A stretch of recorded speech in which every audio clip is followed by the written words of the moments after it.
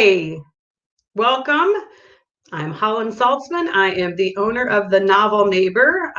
Hope you're enjoying this beautiful Sunday. If you're tuning in from St. Louis, if you're turning in from Italy, it's about 10 p.m. there. So we're going to not keep our author too late this afternoon/evening.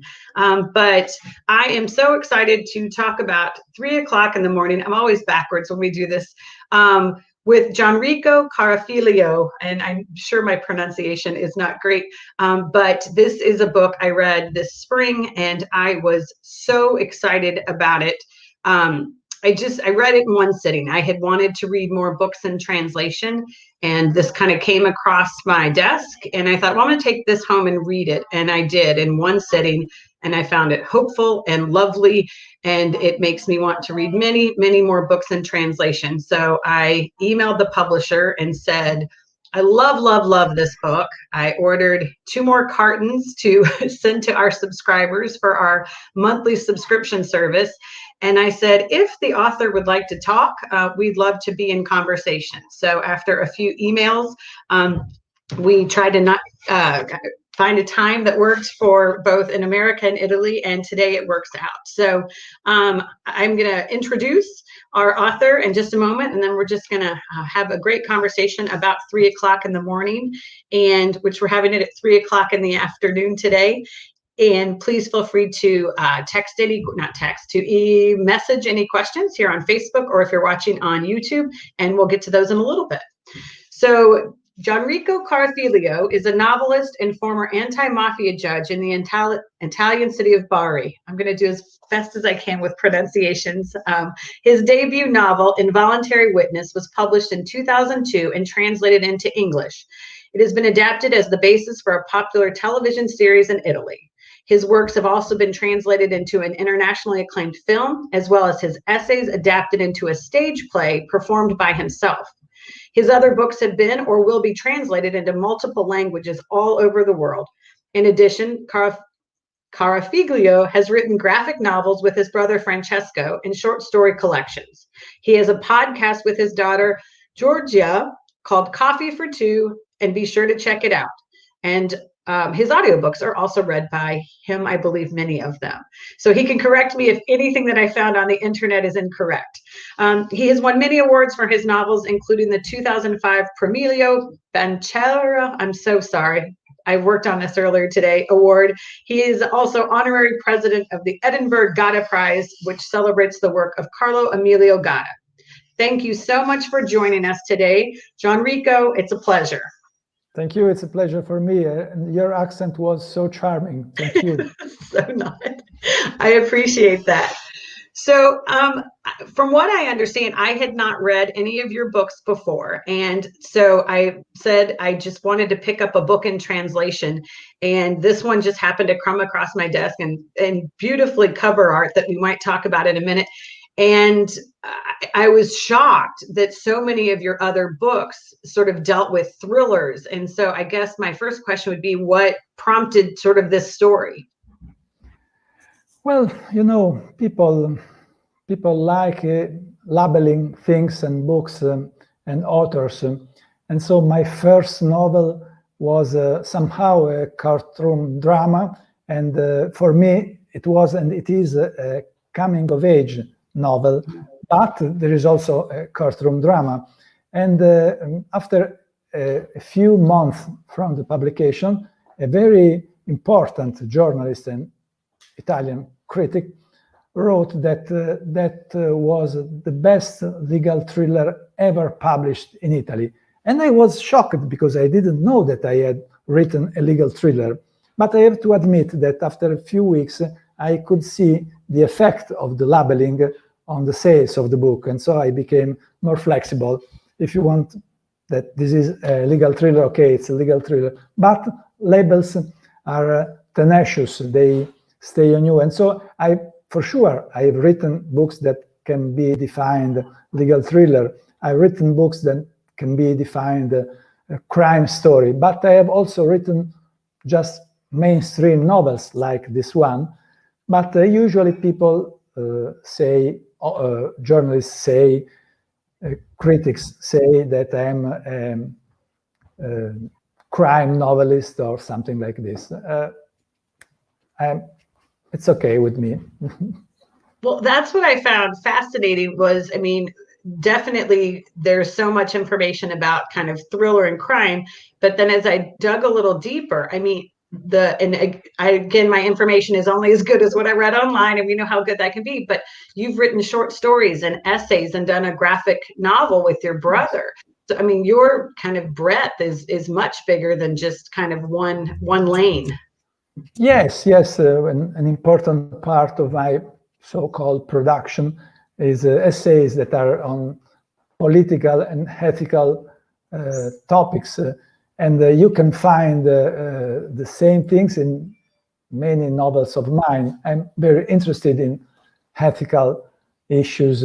And there is something that connects my essays and novels. You can find in my essays stories that I use to explain concepts, and you can find in my novels some philosophical, dissertation and reflections.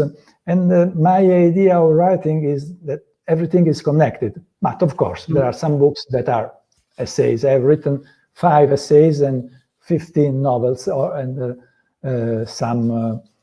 2 collection of short stories. But everything is connected. There is a speculative philosophical vein in my novels, and you can always find stories in my essays. Was your brother the artist? How did the graphic novels come about? Was that something, did you read graphic novels or comics growing up, or was that just kind of an inspiration, between the two of you? Both. I was a great fan of comics and graphic novels. Now I don't read those so much, but I was asked by my publisher to write the screenplay for a graphic novel, and they said that we have this very good author, painter, and they said, we can do this with my brother. And it was very interesting, something that I wouldn't suggest for a long while, I mean, working with your brother or your sister, but it was instructive and interesting. Also, the fights about many points of the production of the book. I've written 2 books with my brother. This graphic novel, I've written the screenplay and did the pictures, and we have written a memoir, story in between memoir and novel about an old holiday house that our parents bought and where we spent our holidays. And it's a nostalgic story about food and about youth.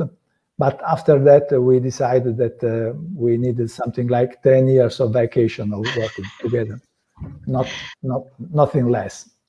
Family relationships can be a little complicated, which is a great transition into talking about 3 o'clock in the morning, which is this beautiful exploration between a father and his son. Was there something that had been kind of on your mind of wanting to explore relationship, or can you talk a little bit about it, because it was just so well done? I have to confess one thing. Usually I write novels that are fiction, just fiction. I mean, I find a good character, I have maybe I hope, a good idea for a plot. I know where the story begins and where the story is going, and then I write. But it is fictional, everything it is. The only novel that I have written that is strictly connected to something that really happened is this one, 3 o'clock in the morning, but not something that happened to me. You have to know that, well, being a writer has many downsides and some upsides. One of the upsides, and you are at a party, for example, and you want to drink and eat and just chat, and then you see somebody on the other side of the room staring you and you immediately know what's going to happen. He or she is coming to you and telling you, you are a writer? Yes, I am. I have a story that you should write. And you try to escape, but of course it is impossible. And so you have to listen that story, that it is a normal story, and the party is spoiled. But sometimes, and for me once, it happened in a different way. I was at the party and I saw this guy staring me from the other side of the room, and he came to me, and I knew that he was going to tell me, I have a story that you should write. But this story was wonderful. And it is the story that gave me the inspiration to write 3 o'clock in the morning. It is not exactly the same story, but the idea, father and son, 2 days in Marseille without sleep, was exactly the true story that this guy told me. And when he read the book, texted me saying, I'm the character. And of course he was, I have to admit. And so this story, that is fictional, of course, because I just took the situation and then I wrote a novel, it is inspired to a true story. And there is one character in the novel that comes directly from the real world. It is the professor, the doctor, that Professor Gaston, that was a real one, a real great specialist of epilepsy. And in fact, I have met in several presentations doctors that asked me if I had met this guy, because they were pupils of this professor, and he said he was really like in the novel. I never met him, and just the character was fictional. It is one of the magic things that you can find with fiction, that it can connect real life and pure fantasy weird ways, and you find a sense of truth, even if everything is completely fictional. I was listening to a podcast recently, and it was with 3 different authors that were on there, and that's what they say, that at the beginning, the stories, most of them write fiction, and at the beginning, most of their fiction has a lot of, they pull from their own lives but as the more that they write, it becomes a little bit more make-believe. But not that they used all their good stuff at the beginning, but you can't help but use your own experiences in your stories, is what I imagine. It's like baking. You have a recipe, hopefully, and you have wheat and sugar and eggs, and you put everything together. But the cake is not sugar, is not wheat, is not eggs, it's something else. But you should use all these ingredients to make a good cake. Sorry for this very poor metaphor. I think it's a great metaphor. You mentioned the doctor. Did you do a lot of studying or interviewing about kind of epilepsy, because that does play a large part at the beginning, to kind of understand and put that into the story? Yes, I studied very much. I studied about epilepsy, and I studied about maths, and I studied about music. But yes, of course, this is not a novel about a disease. I would say that this is a novel about healing. But yes, I had to know how things work in that field. And so I had many talks with the doctors, but what really helped me were the talks with patients. Because I wanted to know, how does it feel to have that special kind of disease that can be, still now, can be shameful.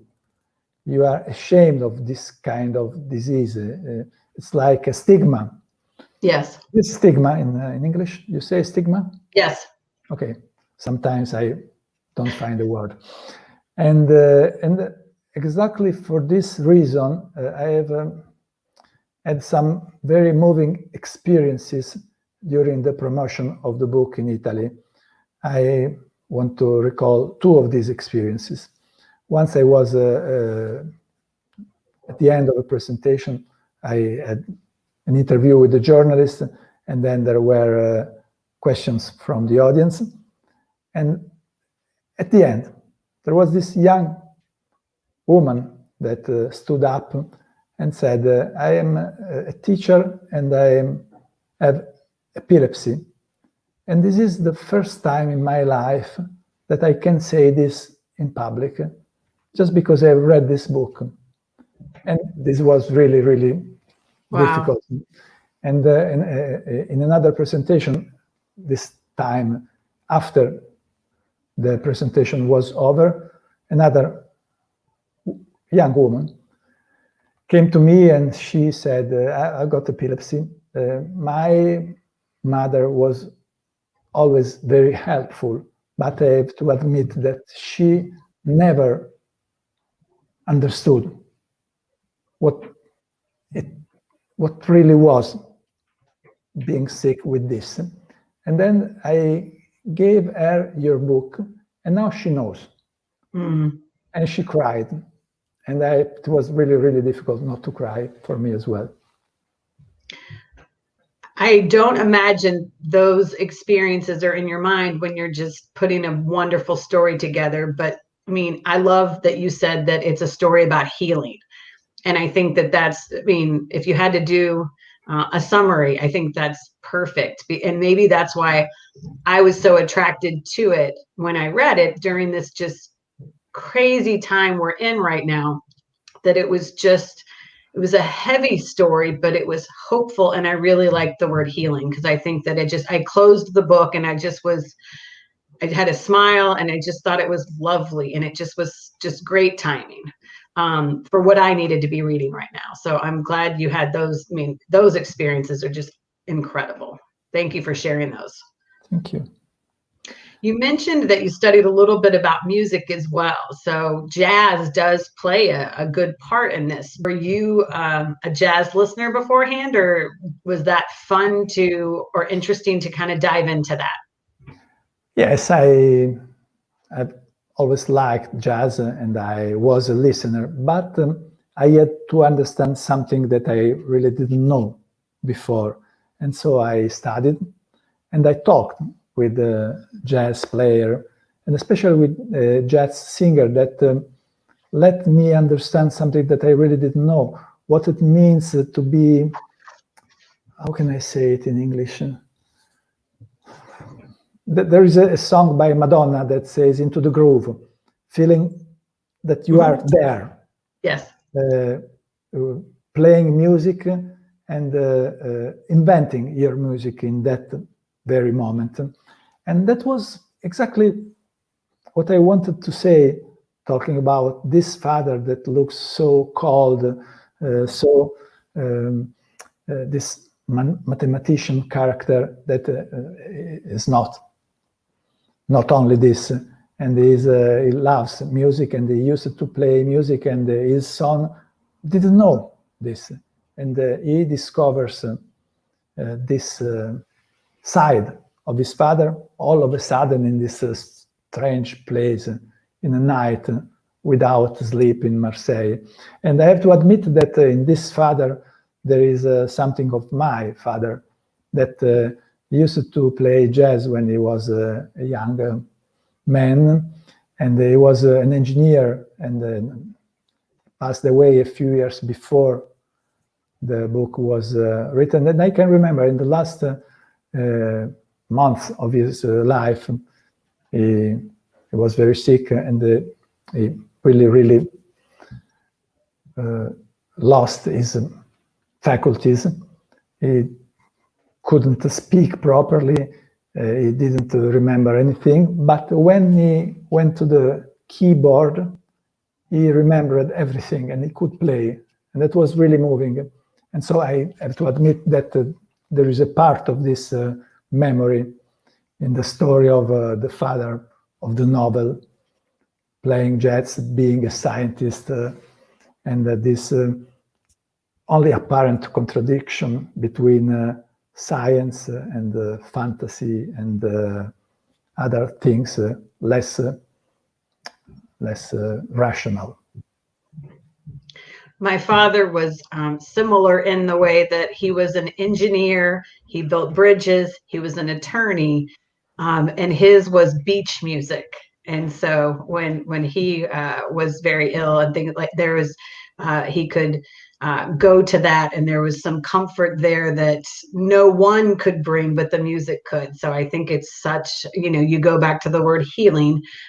It's just, it can be such an important part of anyone's lives. It's beautifully done. You mentioned Marseille. I just, if there's a better way to say it. I tried to take 4 different foreign languages between high school and college and was finally just told to stop. It is But not. Accent is fine. Accent is fine. Why should we pretend that we are not Italian or Right. American? Yes. Most important thing is to be understood. Yes. Thank you. What was it about? Was it the location where the doctor really was, or was that just that was not necessarily so inspired? It was just factual. Yeah. That's where the clinic and the doctor was to be able to tell the story. Yes. This is only part of the picture. Yes, he was there. The hospital was there. It was in the early 80s the most important center probably in the world for this kind of diseases, but it is because it was Marseille. I was in that city, and it is incredible. I was there before deciding to write this story, and I was thinking when I was there for maybe 3 weeks, they invited me like a writer in residence, and I had to promise that sometimes I would write something about Marseille, and I kept the promise, but I didn't know why. And the city, it's incredibly fascinating. Such a dangerous place, and such a beautiful place, and such a contradictory place where you can find very close different worlds. And the sea is so beautiful. You don't expect, you come from southern Italy, and so you don't expect that in a city, because it is in the city. In a city, you could find such a beautiful landscape and such a beautiful sea to swim and to go sailing. And so Marseille was the perfect set for this story, because the city is sort of a metaphor of the story, the contradiction, night and day, danger and charm and attraction and rejection. And so it was perfect. Everything was ready. It is never ready. You have to write a novel, but it was a perfect set. And so the story that this friend of mine told me had everything. At the story, I mean the situation, the writers call it the conflict, the solution of the conflict, and the set that was at the same time landscape, a metaphor, and a character as well. And a character. That we will have people when they're looking in the bookstore that specifically they'll describe it like that. They want to read a book where the location is a character, and then that really brings, and that's what's really important to them. And so I think that came across just beautifully. Yes, because locations that are described are, from my point of view, very boring. They are just set. The locations have to be able to talk in their specific language. They are part of the story, not only like streets and buildings and places, but with their specific, I don't find the word, you know what I want to mean. Yeah. Their specific character, their specific attitude. And Marseille, I have to say, it's a very, very interesting city. You have, And you, in many places, you have this sense of danger, and in other places, you have this sense of, in French, they say joie de vivre, yeah. you know, happiness of living. This very, very strong sense of being alive in that place, in that moment. And it's almost tangible. Like you feel Yes, like you've been there, you feel like you know what it could be like, and it brings it alive, as opposed to, like you said, having a street name or having something else just describe where it's located, or where the experiences that the father and son have while they're walking and into the restaurant and in some of those other places. It's so tangible. It's great. Somebody had asked, I'll bring this back out again. You were talking about just how beautiful the sea. I always go kind of backwards. Do you, for this particular book, did you get to have a say in the cover? I find that this cover is beautiful, really beautiful. I love it. And also the Italian cover is beautiful, but this one gives more than the Italian one, probably this sense of life, of this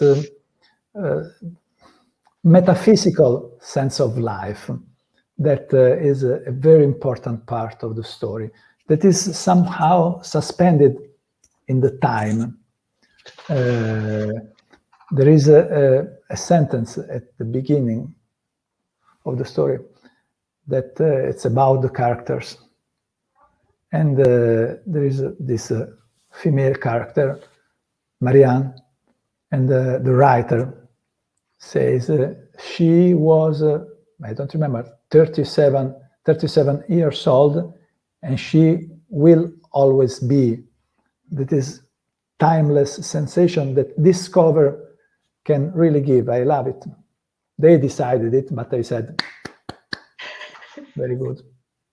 There's every once in a while that I'll see if I'm looking up a book for a person, or if I'm trying to figure something out, that I will see a cover in another country that's happened later. I'm like, oh, I like that one so much better. Or when they take a book that I've loved the hardcover cover and they completely change it for the paperback, that just is like, it's funny. I just don't love it as much. And so I'm always curious of how much of a say that authors get a chance to say.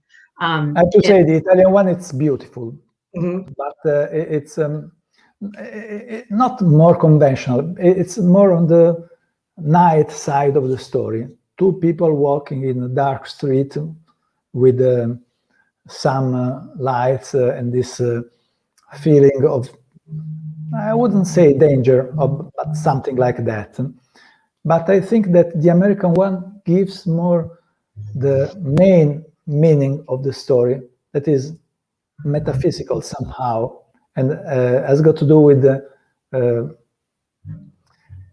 Italian journalist said to me something that I really loved. He said, this book, when you finish it, gives you an excruciating happiness.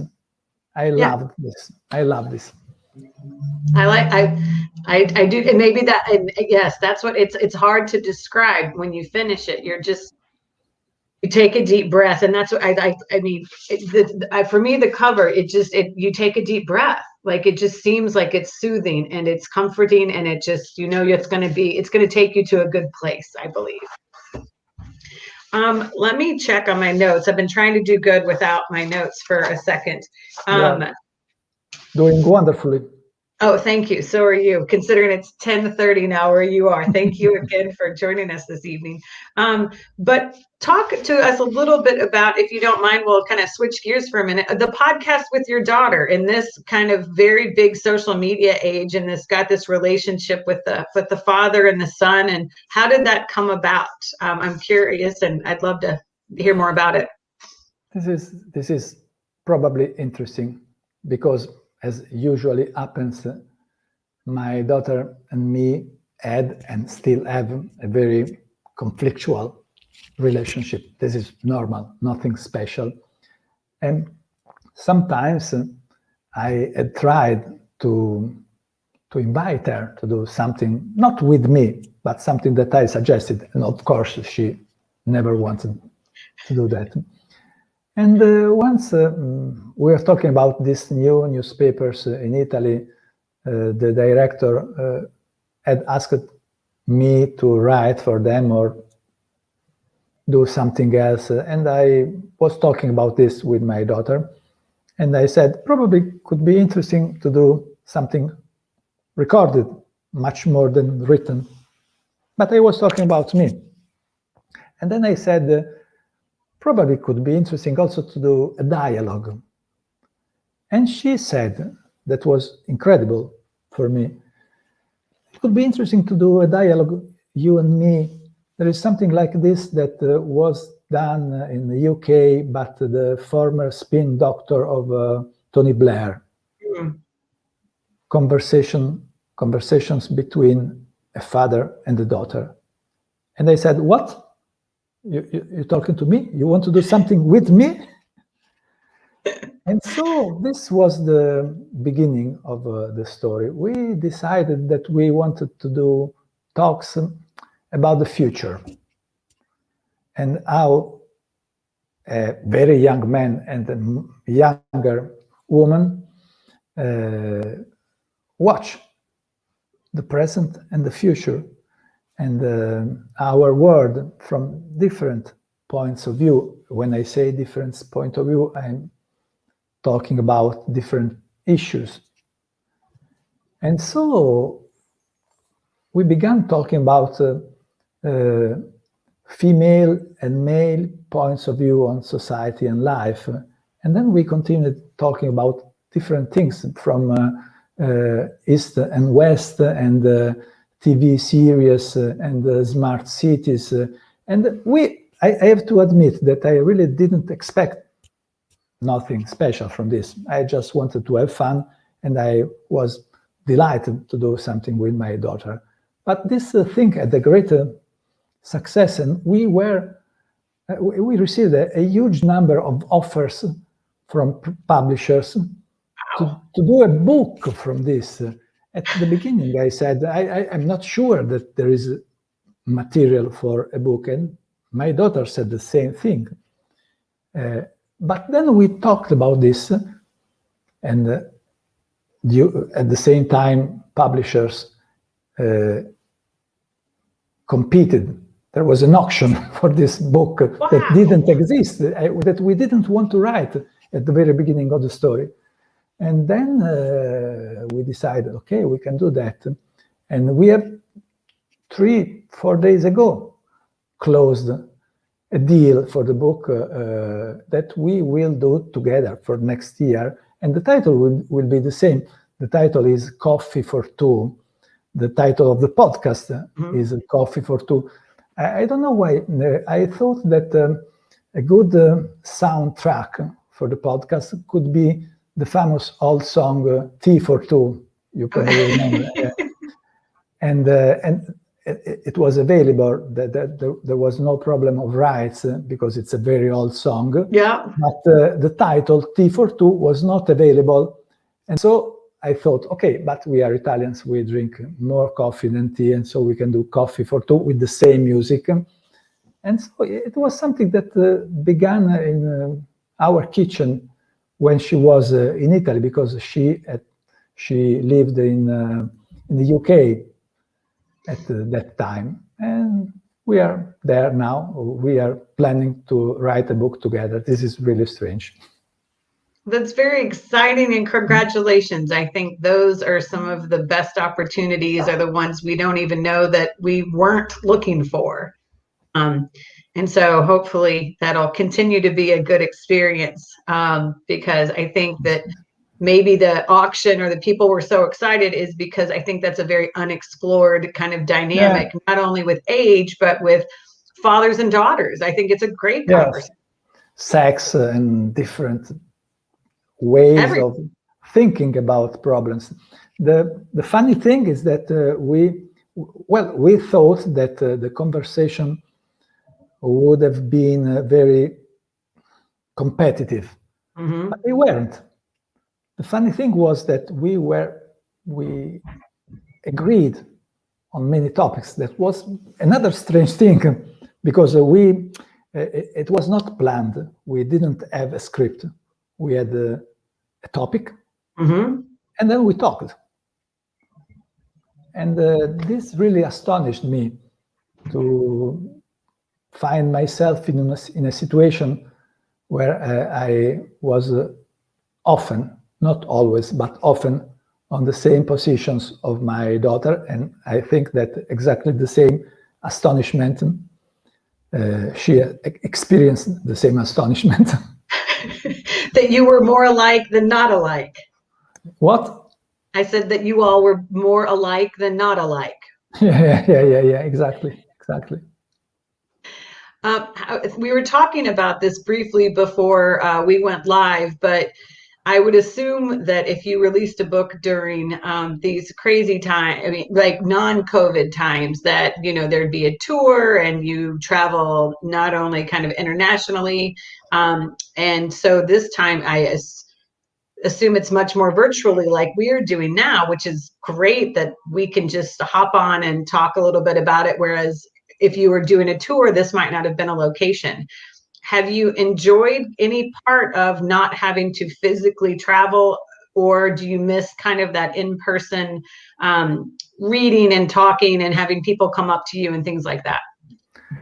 I do miss traveling and meeting personally readers, people. I like very much this almost physical contact. I like very much the experience of trying to say interesting things or funny things. I prefer funny things. My favorite experience is to make people laugh. Even when I write, I usually write serious novels, sometimes dramatic, sometimes tragic, but not in this one, but in others. There are also all of a sudden parts and scenes that are, I hope, funny, and I really love when people laugh reading something that I've written, or listening something that I have said. And speaking frankly, I'm looking forward to coming back in bookshops and physical places to talk. But this is okay, because we have now this opportunity to talk some kilometers away, and this is great. I think that this experience, I mean the pandemic experience, will leave us some good things, of course. A better opportunity to connect each other, even in this virtual way, is something fantastic, because I was in St. Louis maybe 10 years ago, but it's not so easy to get there every year. And so we're talking now, and I was doing other presentations with other countries in the world, and this is great. But I want to come back to the States. It's a country that I love as soon as possible. I think we feel that as well. We feel very fortunate that we've still got to speak with authors, and we do a lot with children's authors, and we take them into school visits, and so we've gotten to do that virtually. So I think virtual will definitely be a part of no matter what we do in the future, because it's accessible, whether it's a picture book telling a story or whether we can have a quick conversation, but nothing will ever replace the same room and having original conversations with people who are, you can feel kind of what you were talking about, you can feel that energy of the love or just the excitement and just yeah, we miss that tremendously. So we missed that when we just closed the doors to the bookshop. I mean, just you can certainly sell books online, but to have our people back in the store, just, I mean, it changes everything. A physical bookshop, it's a metaphysical place. And so I need being in a bookshop almost every day, even if I don't buy books every day. That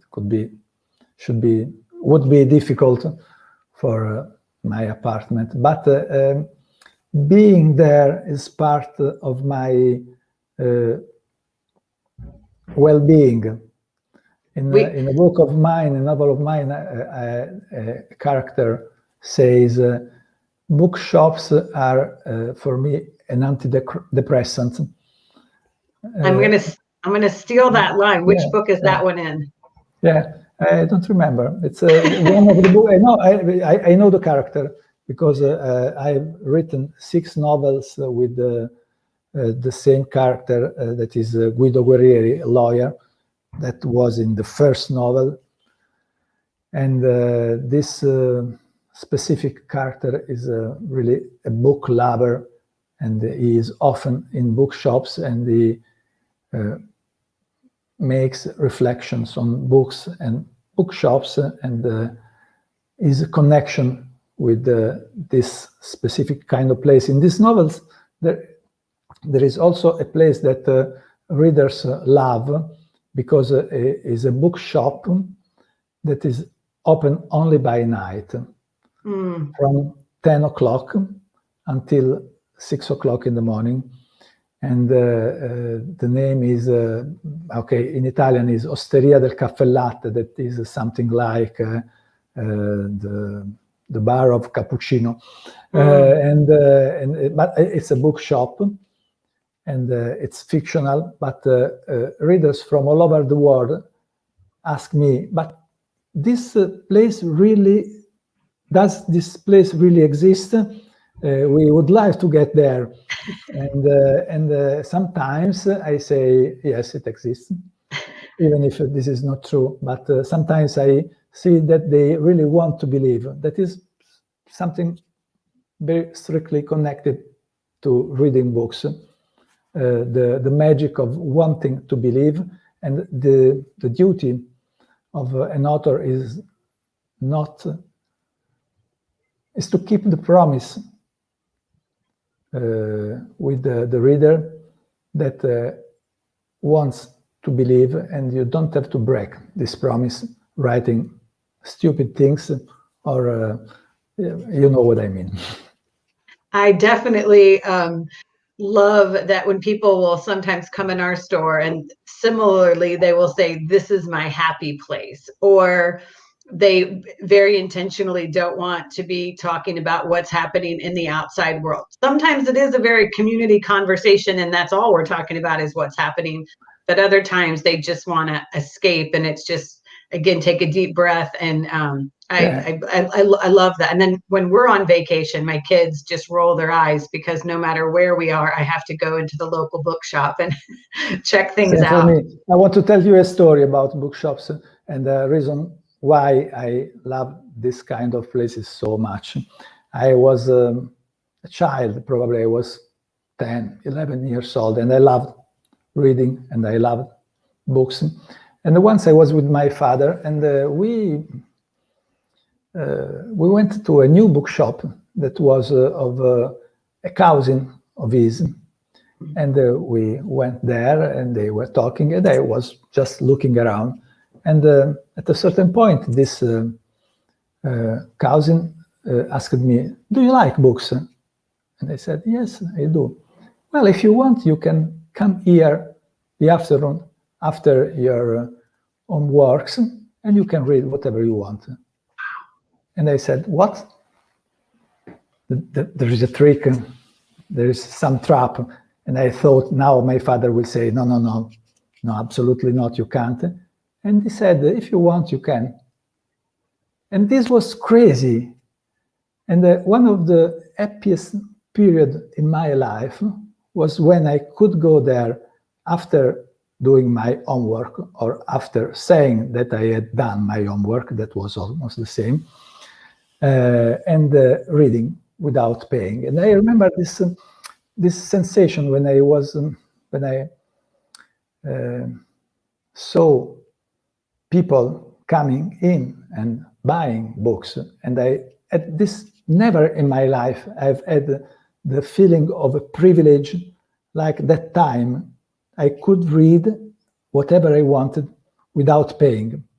There is a sad end of this story, because once I probably after Christmas vacation, I don't know, I said that I wanted to go to the bookshop, and my father said, no, it's impossible, or my mother, I don't remember.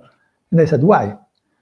And that was the period of a very, very hard political conflicts, and the bookseller was a very lefty guy, and a group of fascists threw a bottle, an incendiary bottle, Molotov, and they burnt the bookshop. Oh.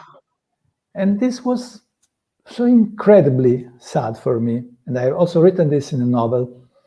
And but at the same time, the memory of that period and that specific pure form of happiness is very, very deep inside me. Well, I think it allows your world to grow so much and seems so limitless. And we're very much in a neighborhood here, and sometimes kids will get just old enough that the parents will ask if it's okay that they walk here by themselves, kind of the same thing. And they feel so, and they take it quite seriously, that they come in and they're very careful, and then they go sit in the back to read their book, not necessarily to buy every time, but it's just this sense of independence. And I love being kind of part of that. And, but the parents are like, and if they misbehave, you let us know. We're like, okay, it's all good. They're just happy to be here. We've got a couple of questions that we'll take. And one of them, the first one, is something you and I were talking about before we went live, but someone says, oh, I hope they make a movie out of 3 o'clock in the morning. What do you have to say about that? That probably they will. Probably they are closing, maybe in the next few days, a deal, an Italian producer with Netflix, and it could be a Netflix film, an international Netflix film that, of course, I would love. But let's keep our fingers, or my fingers crossed about this. It would be a very interesting experience. There are already some movies from my novels, or some short stories, but well, this one could be an opportunity, because in the other occasions I didn't see the movie. I mean, I saw it, but I couldn't imagine in a proper way the movie, and what they did, well, didn't please me so much. In this case, I can see in my mind the movie. I probably will cooperate to the writing of the screenplay, and this is an exciting opportunity. I don't know if this is doing well, but okay, as we were saying, let's keep our fingers crossed. Fingers crossed, for sure.